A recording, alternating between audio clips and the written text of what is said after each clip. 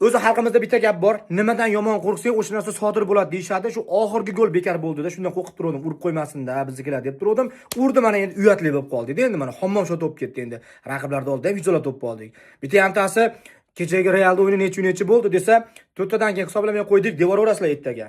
Bilmayman, juda katta yirik shot o'p ketdi. Barmoq sanasa yetmayapti. Devor o'ringlar. Odamlar ishanaveradi. 2026-yilda Real Madrid o'ta omadli boshlab yubordi-yu, bitta minusi bor.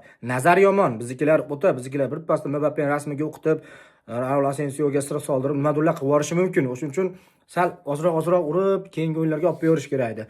Ammo lekin bugun Garsiyalarning kuni bo'ldi. Fran Garsiya ham urib yotibdi.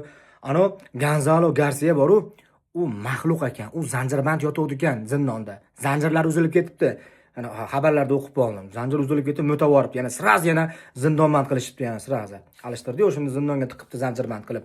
Bo'lmasa yomon qilib yuborar ekan u bola. Nimaganda ham Hala Madrid, bag'i endi 7-dan 11